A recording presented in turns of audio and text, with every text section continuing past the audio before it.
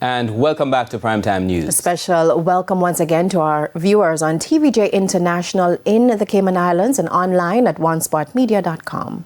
Up first this evening, the family of a missing Clarendon woman who was found dead yesterday is criticizing the police for their handling of the situation. The 23-year-old woman was found buried in a body bag at a property in Milk River. Sandy Williams has this Primetime News follow-up. Derek Rogers is the scene of calm, but inside he's hurting and is angry. His daughter's decomposing body was found in a pit at the residence of a man she was believed to be in a relationship.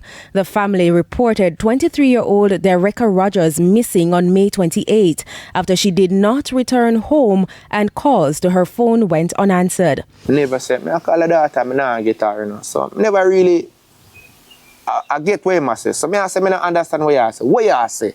And I say, I call Derek, and I don't get Derek. So I say, you mean by that? So I start calling from them, I don't get no answer from him. So I go, I come back, she not come back. I go at the station Wednesday evening, made a report, and I tell the police them what happened when I hear. Frantic and desperate, the father quickly identified the last person who saw Dereka alive. He relayed this information to the police, but shockingly, he says officers never visited the man's home. Instead, they simply called him. The station contact the youth. The youth say, yes, him see Dereka Tuesday at Maypen. Leave, give him 30,000, him not see him back in a ear back fan. Anyway, we keep on calling the phone, no answer. After we don't get no answer, me go back at the station Wednesday night, made a report. The report I made, me tell them, say me hear that the same guy down at Duncan's. So if we go pick up the guy. We tell the police, say, him at down there so the man live, but we go down there go search for the man because the man live a foreign, him a citizen of foreign. So he can go at any time and we can't find who he is. And me deeply know say something wrong. The police look at me and tell me say we have to be careful what we are say. Because my niece man can sue we. So me say what you mean by sue? But something in Mr. Rogers' gut told him not to wait.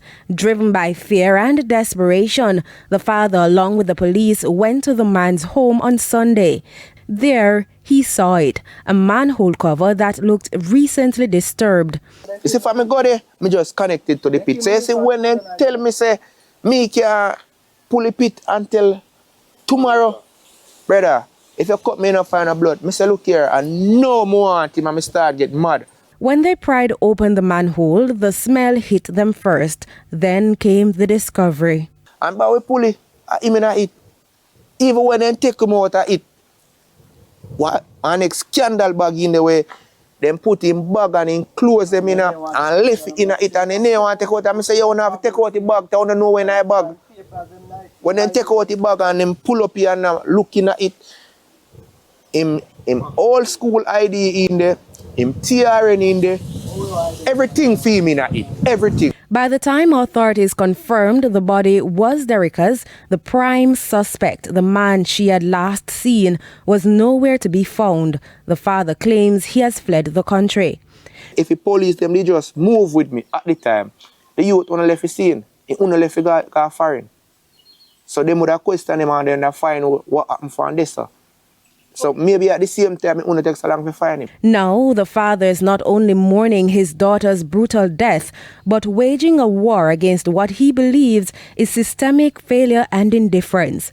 The Jamaica Constabulary Force has yet to release an official statement on the matter, but police who were at the scene yesterday said the matter is being investigated.